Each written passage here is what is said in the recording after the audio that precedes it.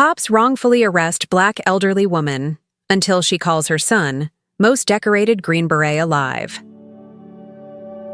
She didn't look like someone who could shake a town to its core. Wearing her Sunday best and a gentle smile, the 72-year-old woman stepped into the Westwood Fine Arts Gallery. Her silver hair was neatly styled, and a pearl necklace, gifted by her late husband, rested at her neck. She walked with grace, her eyes lighting up at the paintings lining the walls. Most people there didn't look twice at her, but by the end of the night, every camera in the room would be aimed in her direction. Less than an hour later, she was handcuffed in front of flashing lights and raised phones. The charge? Stealing $1 million necklace. The whispers started, instantly. Is that her? No way, she's too old. I heard she was seen near the case. Her name, her face, her legacy, crumbling in seconds. But what no one in that room knew. That quiet woman had a son.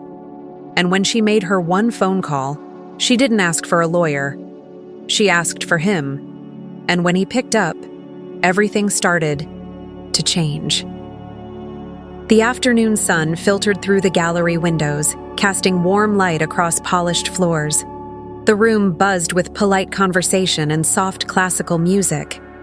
Guests walked around sipping wine, admiring artwork from local black artists. She stood near a bright painting filled with bold colors and history, a piece created by her former student, now the town's rising star in art. He spotted her and waved. "You made it," he said, wrapping her in a hug. "You're the reason I ever picked up a brush." She smiled, eyes proud. "You did this all yourself. I just kept reminding you that you could." Across the room, a man in a sharp suit watched them. He held a glass of champagne he hadn't touched. His name was known in every corner of Westwood. Wealthy, influential, dangerous in ways most people never saw coming. His eyes followed her, not kindly. "That's her?" asked a man beside him. He nodded. "She's the last holdout. One more. Signature, and I own the whole block." "What's the plan?" the other man asked. The reply came cold and quiet. "She'll leave, one way or another." Back at the painting, she was laughing with guests when a loud voice interrupted the room. "Ladies and gentlemen, I regret to inform you, the Callaway necklace is missing." Gasps. People turned to look at the empty glass case near the entrance. A security guard was already on his radio. "I'm afraid no one may leave until police arrive," the gallery manager announced. She frowned, confused. That necklace had been there when she arrived. Within 20 minutes, 2 officers entered. Firm. Steps, stiff expressions. They walked straight to the gallery manager, who pointed right at her. She didn't understand what was happening. "Ma'am," one officer said loud enough for everyone to hear, "we need to speak with you. You were seen near the necklace before. It disappeared." No, that's not true," she replied, blinking. Another officer stepped closer. "Do you have your purse?" "It's been with me all night." "Then we need to search it." She pulled it close. "Do you have a warrant?" Their tone changed.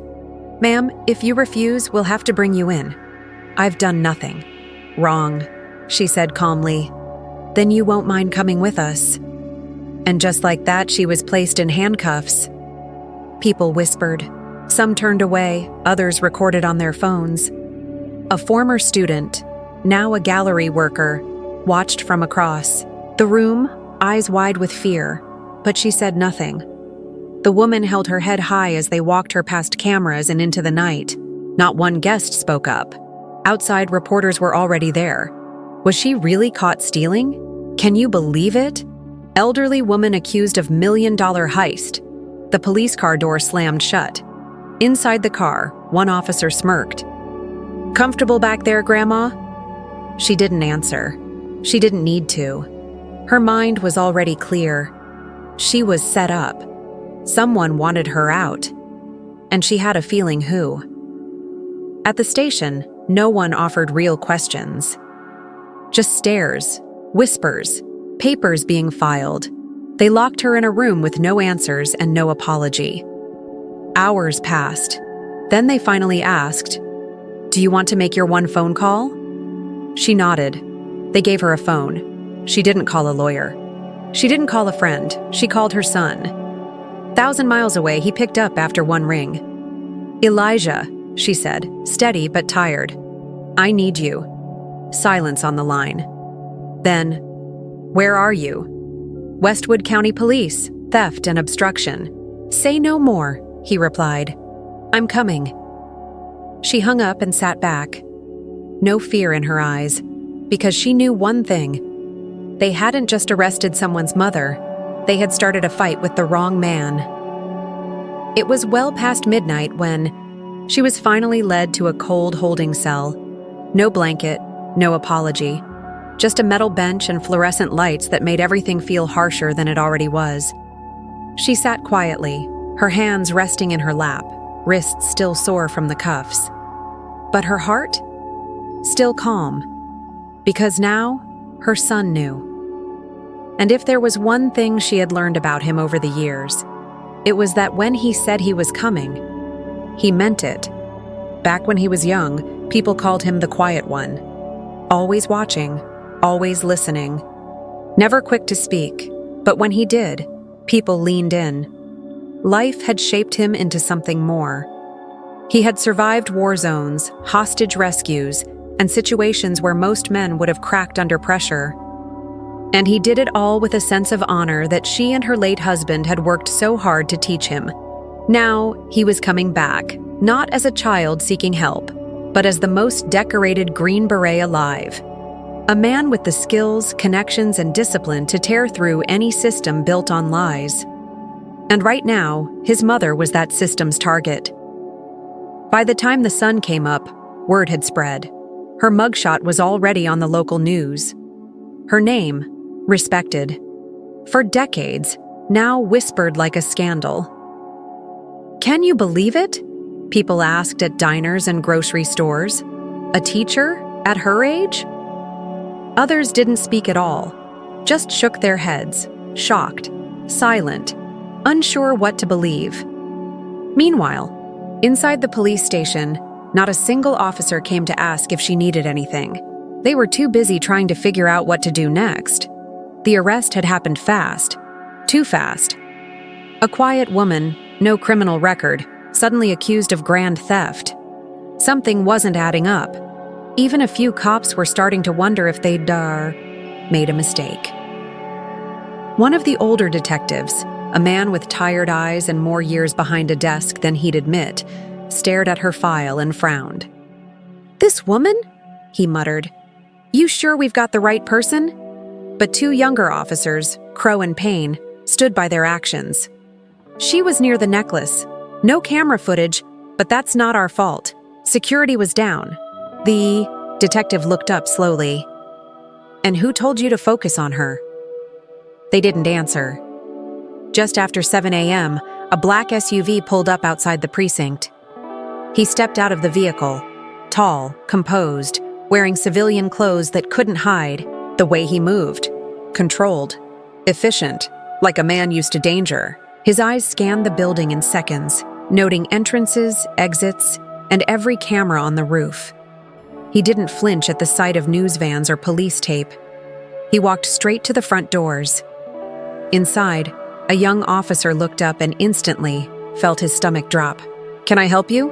the officer asked, trying to sound firm. "Yes," the man said softly. "I'm here to see my mother." "Visiting hours aren't until—" "I'm not here for visiting hours," he said it calmly, but there was something about his voice that made the room fall quiet. Before the officer could stutter another word, the chief of police walked in. He recognized the man instantly, even though they'd never met. "You must be Elijah Johnson," the chief said. "Let's talk in my office." Back in the holding cell, she sat up straighter. She didn't have to hear his voice to know he was near. There's something about a mother's instinct. It doesn't fade with time. It sharpens. And when he finally appeared in the doorway, all the tension in her body melted. He didn't speak right away. He just walked over, gently touched her hand, then pulled her into a hug. "I'm sorry, Ma," he said. She smiled faintly. "You came. Always." Inside the chief's office, things were less warm. This wasn't personal. The chief tried to explain. Your mother was accused. The gallery owner gave a statement. The officers followed it by the book. "Which book?" Elijah asked. "The one where you arrest elderly women without evidence? No footage, no stolen necklace found. And now, the media's already running headlines?" "I didn't know about the cameras," the chief admitted. "They were tipped off by someone." "Or invited," Elijah said flatly. "You've got a leak. And whoever pulled those strings is going to answer for what they've done." The chief fell silent. "Get my mother out of that cell," Elijah said. "Now." Meanwhile, across town, in a penthouse far above the rest of the city, the man behind all of this, cold, wealthy, untouchable, was watching the news with his morning coffee. He smiled when he saw Martha's mugshot flash on screen. "Finally," he muttered. "That old house will be mine before the month is over." But what he didn't know was that someone had just arrived in town. Someone who wasn't going to fight with money or threats. Someone who had trained for battles most men couldn't even imagine. Someone with just one mission now: clear his mother's name and burn every corrupt piece of this broken system down to its roots, and he'd do it one truth at a time. At the police station, her release wasn't loud. No reporters, no apology. Just a quiet unlocking of the cell door and a nod from the officer who avoided her eyes. "You're free to go, ma'am." She stood up slowly. Her back ached from the hard bench, but her pride remained untouched. She stepped into the hallway where her son was waiting, hands in his pockets, eyes steady. He didn't need to say a word. But when she saw him, really saw him, her boy, now a man shaped by war and duty, she finally allowed herself to breathe. They didn't hug right away. She just reached for his hand, and he gently took it. "Let's go home," she said. Back at her house, the old Victorian on the corner of the Heritage District, it was as if time had paused. The porch swing still creaked in the breeze. The flower pots hadn't been watered. But the house stood strong, just like she had. Inside, he walked from room to room slowly, his boots quiet against the wooden floor. This was the house where he grew up, where his father taught him how to tie a tie, where his mother patched scraped knees and taught him to keep his word.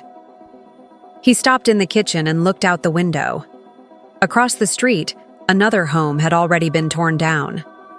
Luxury townhomes were replacing old family memories. "She's the last one," someone had said once. "If she goes, the whole block goes." Now he understood just how far someone was willing to go to get her out. That night, he didn't sleep. Instead, he sat at the dining table with his laptop open, typing names, scanning documents, checking property records. The pattern was clear. One by one, Black homeowners had sold under pressure. Intimidation, shady lawsuits, accidental code, violations, inflated taxes, each case slightly different but leading to the same result: people forced to sell. Families gone, roots ripped up, and every time one name showed up in the paperwork: Remington Properties. He leaned back, jaw tight. This wasn't just about a necklace. It was about power, land, erasure, and now it was personal. The next morning, they sat on the porch sipping coffee. His mother wore a light cardigan. He hadn't seen her look so tired in years. "You should know," she said softly. "They've been trying to buy this house for years. First, they offered twice the value. Then came threats, then silence. Now this." He nodded. "I figured." She looked at him. "I'm not afraid, Elijah, but I am tired. Tired of being seen as disposable." He didn't answer right away. He just looked out at the neighborhood. This place, he finally said. Raised me. It's part of who I am. You're not going anywhere. Not like this. She smiled, her eyes shining with quiet pride. Then we fight.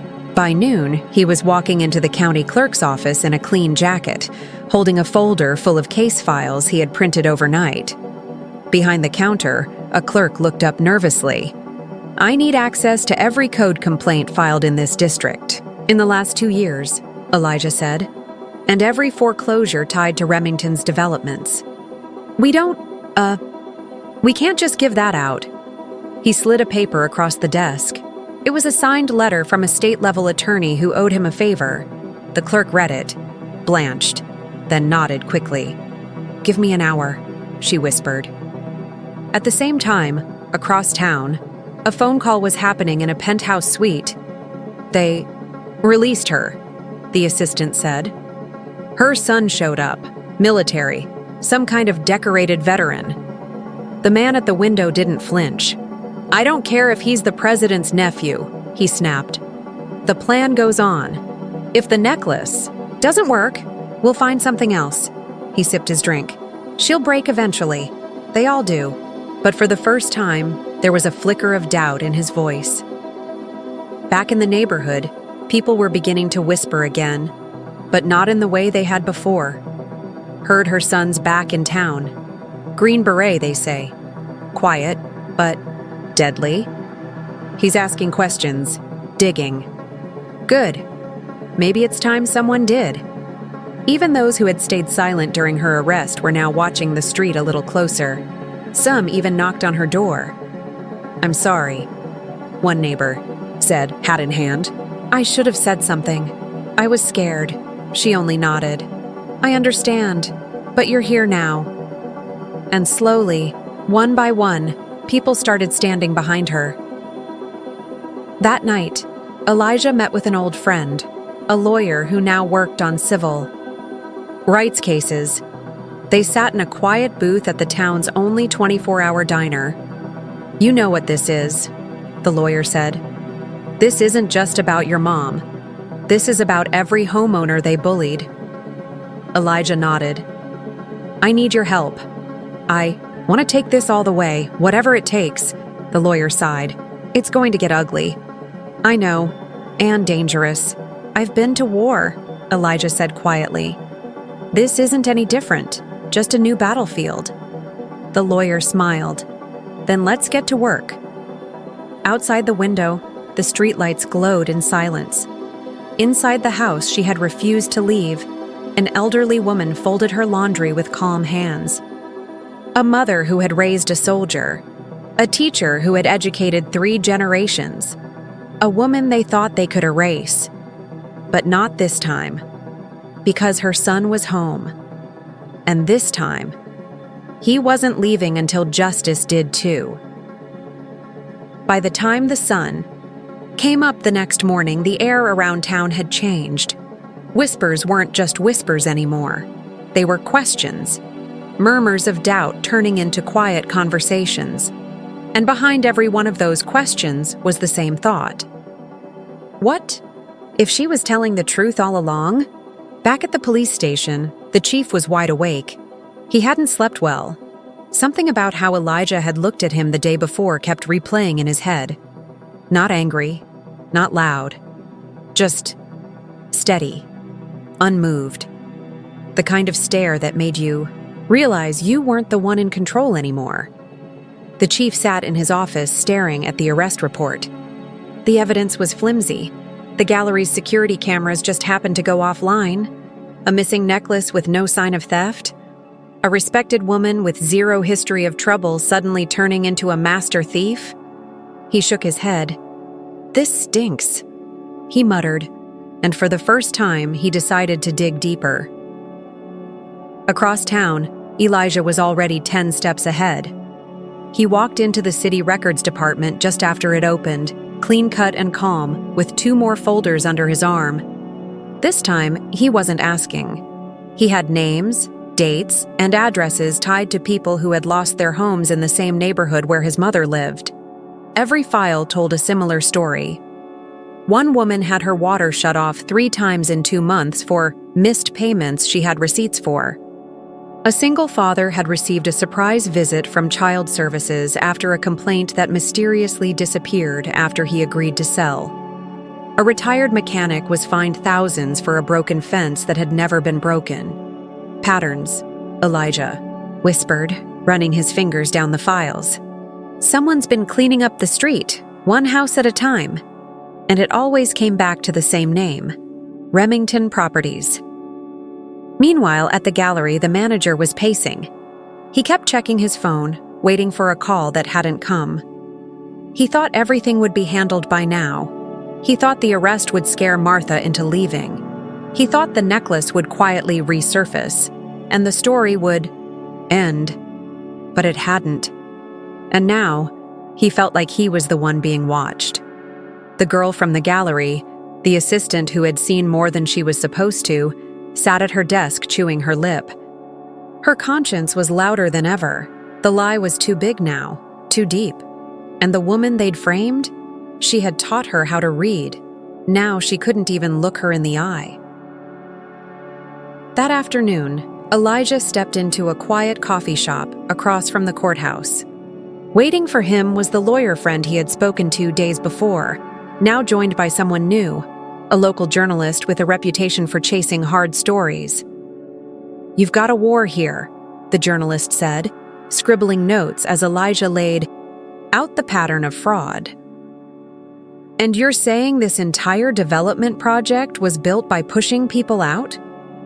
"That's exactly what I'm saying," Elijah replied. "They didn't buy the land. They took it, quietly, one family at a time. And now they've messed with the wrong one," the lawyer added. Elijah didn't smile. "They messed with my mother." Back at the police station, the detective, the older one with the tired eyes, was reviewing body cam footage. Not from the night of the arrest, but from before. A visit made to the gallery 2 weeks earlier. A complaint about a trespasser that had conveniently gone nowhere, and in the background of that footage, Remington himself, shaking hands with the gallery manager, whispering something. The detective sat back in his chair, suddenly sure of one thing. They hadn't arrested Martha Johnson because of what she did. They arrested her because of who she was and where she lived. At sunset, Elijah stood on his mother's porch, looking down the block. He saw what she had seen for years. This neighborhood wasn't just houses and lawns. It was memory, story, legacy, the kind of place that teaches you who you are. And now he was watching it vanish. A few homes were still standing, but many had been flattened, fenced off with signs promising luxury upgrades and modern design. But what they didn't say, that none of it had been built with the people in mind. This was about money, power, control, and now the people were starting to realize it. Later that evening, Elijah made a call. "I need access to anything you can get me," he told someone on the other end. "Bank records, communication logs, whatever Remington's trying to hide. I know it's dirty." The voice replied, "You sure you want to dig that deep?" "I wouldn't be calling if I wasn't." He hung up, stood still for a moment, then turned back inside. His mother was sitting at the dining table, flipping through photo albums. Pictures of her classroom, her wedding, his old soccer team. "This place," she said, not looking up, "is more than just wood and brick." "I know," Elijah replied. She looked at him gently. "So, what now?" He paused. "Now, we make them nervous." And the next day, the first leak hit the news. A quiet article, buried halfway down the local paper's site. Retired schoolteacher arrested, but new questions raised about property dealings. It didn't scream, it whispered. But whispers? They have power too. The headline didn't cause panic at first. It didn't scream corruption or scandal. It was quiet, careful. Just a single sentence, almost too soft to matter. Community questions property pressure. Tied to elderly woman's arrest. But in Westwood, where image mattered more than truth, it hit like a crack in stained glass. Small, hairline, almost invisible, until it wasn't. By lunchtime, the article had been shared over 700 times. By evening, talk radio was running it as a discussion segment. Is a respected neighborhood being bought out by force? Who's really behind the arrest of a 72-year-old teacher? By midnight, something that started as a whisper was echoing. The gallery assistant hadn't slept in 2 days. Her phone buzzed constantly. News alerts, comments, messages from friends. Is it true? Were you working that night? You saw her get arrested, right? She stared at the necklace display photo online, the empty case, the glare of police lights. Martha's confused expression captured mid-moment. It didn't look like a woman caught stealing. It looked like someone betrayed, and she couldn't unsee it. She thought of third grade, her teacher reading aloud from a worn book, her calm voice, the day she stayed late to help her build a volcano for science fair. The way she never raised her voice, even when the class acted wild. Her hands trembled as she opened the voicemail app. "I have something to say," she whispered into the phone. Meanwhile, the courthouse buzzed with quiet panic. Judge Whitmore stared at his phone, the call logs, the texts from Remington, the money transfers marked as community partnerships. He used to believe it was harmless, paperwork and politics. But now he realized something else. He wasn't looking at his career. He was looking at evidence, and someone was coming for it. He turned off his phone and locked his office door. Back. At her house, Martha was sweeping the porch, moving slower than she used to. Her body was tired, but her mind hadn't been this sharp in years. When she looked down the block now, she didn't just see houses. She saw stories. The widow who'd been forced to sell after her water was shut off for a billing mistake. The young couple who left after getting 3 code violations for the same crack in their driveway. The preacher who tried to fight back and ended up paying twice his property tax before he gave up. This wasn't just happening to her. It had been happening to all of them. She just happened to be the first one who didn't go quietly. That afternoon, Elijah sat across from a retired city inspector in a quiet cafe. The man's hands shook as he stirred sugar into his coffee. "I shouldn't be telling you this," he said, "but something wasn't right. We were told to prioritize certain properties in that district, write up violations for minor things, push people to sell or leave." "Who told you?" Elijah asked. The inspector swallowed hard.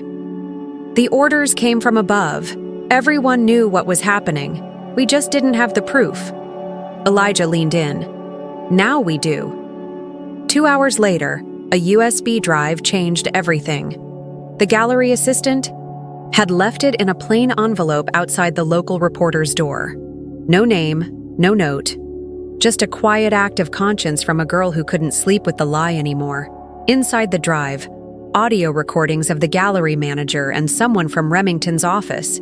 "She won't sell. Then we ruin her." "What about the cameras?"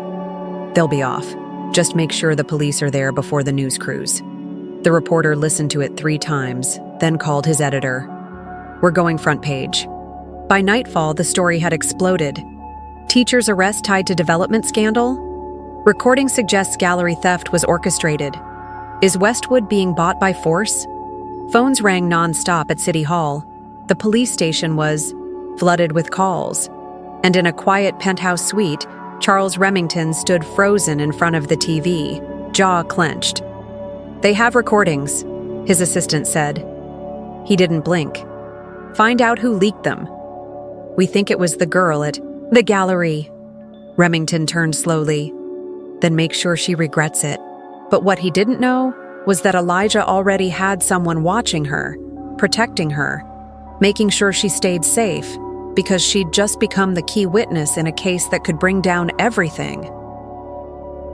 Late that night, in Martha's living room, the family sat in silence. The news anchors played the recordings. The whole town heard what had really been said, the lies, the setup, the plan to ruin her name and force her out, and yet she didn't cry. She just sat tall in her chair, her hands folded neatly in her lap. "I always told my students," she said softly, "that the truth has a voice. Sometimes it's quiet, but it never stays buried." Elijah nodded. "It's speaking now, Ma, and it's loud." The cracks in Remington's empire had turned into fractures, and by morning, they'd start breaking wide open, because justice had stopped knocking politely. Now, it was kicking in the door. The courthouse was never meant to hold this much truth. That morning, it stood surrounded. Not by protesters with signs, not yet, but by silence. A heavy, quiet weight that settled over Westwood as the people finally began to watch with open eyes. Inside, the courtroom filled quickly. People who once kept their distance now stood in line just to witness what came next. Former students, old neighbors, even city employees in plain clothes. Some came for justice. Others came for curiosity. But all of them came because something had shifted, and there was no turning back. At the defense table, Charles Remington sat like a man who didn't belong in a courtroom. His suit was perfect, his tie sharp, but his hands fidgeted. His eyes twitched toward every new face that entered. Power didn't look so powerful anymore. Across the room, Martha sat beside her son, her lawyer, and the truth. She wore the same black dress from the night she was arrested, not as a costume, but as a quiet reminder. They tried to humiliate her in this dress. Now she wore it as armor. The judge entered, stern, focused, unmoved by cameras or attention. She didn't waste time. "We are here to determine the facts regarding the arrest of Martha Johnson and any individuals or entities responsible for unlawful or unethical actions surrounding that arrest." Elijah kept his gaze locked on Remington. Not out of hate. Out of resolve. This wasn't just about his mother anymore. It was about what she represented and what Remington tried to erase. The gallery manager was the first witness.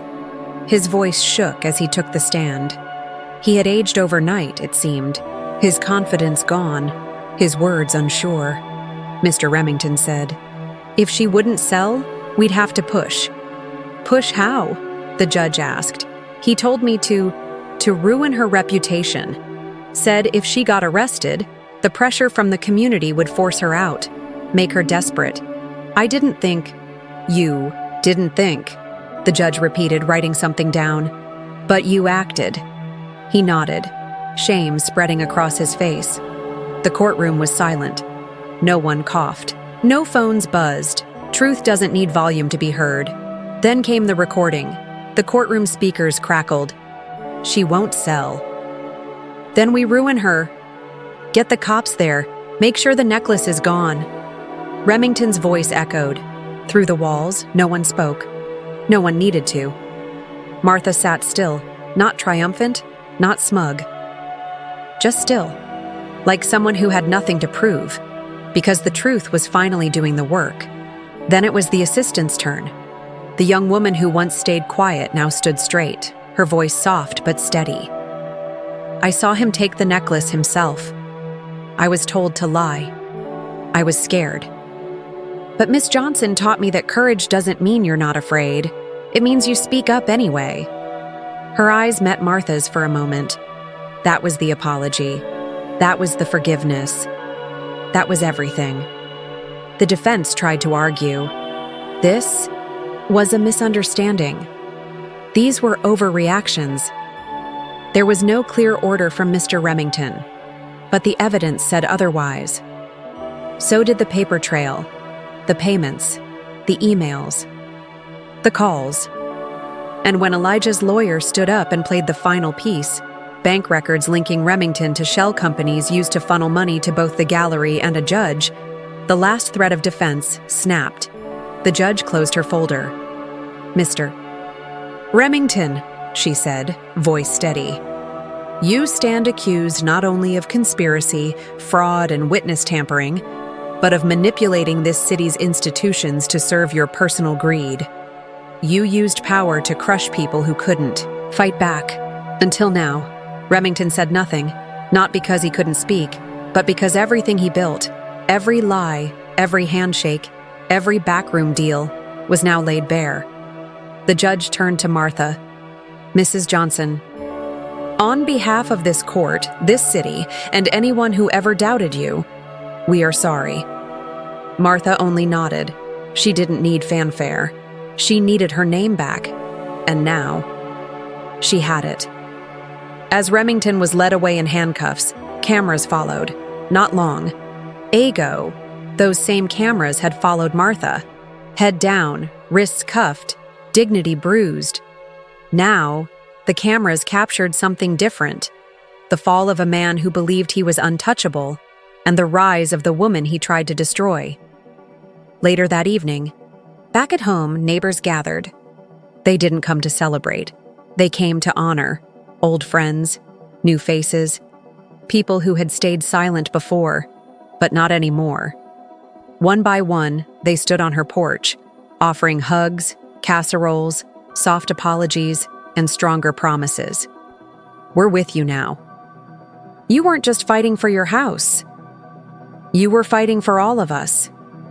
And Martha, she stood tall, surrounded by the people she had always believed in, even when they weren't sure if they believed in her. She looked at her son, who now stood beside her like a shield no one could buy. "You did it," she whispered. "No," he said. "We did." The battle was far from over. There were still lawsuits, still hearings, still families who had lost homes and deserved justice, too. But something had broken open in Westwood, and whatever came next would no longer be hidden behind closed doors. The truth had found its voice, and it wasn't going quiet again. The courthouse steps were still warm from the day's sunlight. When Martha Johnson stepped outside, she didn't rush. She walked slowly, calmly. Not because she was tired, but because she had earned the right to walk at her own pace. Her son stayed close by, hands at his sides, scanning the crowd out of habit. But nothing about today was dangerous anymore. Danger had already been dragged into the light. Remington was gone, taken into custody, his lawyers silent, his empire shaking beneath him. The judge who had once signed off on his schemes had turned in his resignation. And the city officials who had played along? One by one, they were being questioned, investigated, or quietly stepping down. The town wasn't just watching anymore, it was waking up. The next morning, people began leaving notes at Martha's gate. Some just said, "Thank you." Others said, "We're sorry." A few were longer, stories from families who had also been pressured to sell, or whose parents had faced threats, or who had lost their homes and didn't know how to fight back. They weren't just notes, they were truth, and truth had been the one thing this town had been missing for years. Elijah stayed for a few more days. He walked the neighborhood, met with lawyers, and began helping others organize. Not with anger, but with precision. He knew how systems worked, from the battlefield to the courtroom. But the more people he spoke to, the more he understood something deeper. This wasn't about just clearing names. It was about rebuilding what was lost. Not just houses, but dignity, trust, community. And none of that could be fixed from a war room. It had to start on porches, in kitchens, on sidewalks where children once rode bikes and elders once passed down stories under evening skies. Martha sat at her dining table, surrounded by boxes. Inside them were letters from former students, neighbors, strangers from across the country. Some had seen her story online. Others had heard it passed from one person to another, like an old tale finally given a name. One letter, written in careful, slanted handwriting, read, "You reminded me that we don't have to be loud to be strong." Another said, "My grandmother was forced out of her home in a city like yours. I wish someone like you had stood up then." She closed the letter gently, wiping her eyes. This wasn't just her story anymore. It had become a map for others. A week later, a meeting was held at the local community center. The same center where Remington had once donated money to appear generous now became the place where real change began. Martha spoke quietly, but firmly. No microphone, no script. "Don't think for a second this ended with one man in cuffs," she said. "This isn't over. Not until every family that was pushed out has a chance to come back. Not until the land we grew up on is protected for the next generation." People nodded, clapped, stood with her. Some offered legal help, some offered donations, some simply offered their time, and sometimes that was worth the most. The following month, a new program launched, the Heritage Justice Fund. It was designed to help families return to the district, to fight unfair code violations, and to preserve the remaining historic homes. The City Council, newly cleaned of corrupt ties, voted unanimously to create a preservation zone around the district, making it legally protected from future development without community approval. They called it the Johnson Amendment, named after her. Martha didn't ask for that, she didn't need it, but when she walked past the sign one morning and saw her name there, carved into law, she smiled, not for pride, but for proof. Proof that resistance could be quiet and still shake the ground. On a quiet Sunday morning, Elijah packed his bag. He stood in the hallway of the house he grew up in, now restored, repainted, and alive with visits from neighbors, laughter, and even kids who stopped by just to hear Martha's stories. "You sure you have to go?" she asked gently. He nodded. "There are other fights, Ma. Other towns. Other voices that need help getting heard." She reached up, touched his face like she had since he was a boy. "You'll always have a home here, just like we always had each other." They stood in silence for a moment. Then she handed him a folded paper. It was a photo of their house, taken from the street, sunlight pouring through the trees. "I want others to see what we saved," she said. He tucked it into his bag. "I'll make sure they do." That evening, as the sun dipped behind the houses that still stood tall on her block, Martha sat on her porch swing. A soft breeze moved the leaves. Laughter came from next door. The neighborhood had life again. Not the same as before, but not broken either. A young girl from down the street rode by on a bicycle and waved. "Miss Martha," she called. "Yes, baby?" Martha smiled. "Thank you for fighting." Martha smiled wider, her eyes warm. "I didn't fight alone." The girl nodded and rode on. And there, in the stillness of the porch, surrounded by the legacy she refused to surrender, Martha Johnson whispered to no one and everyone, "Justice isn't something you wait for. It's something you build. One truth, one step, one person at a time."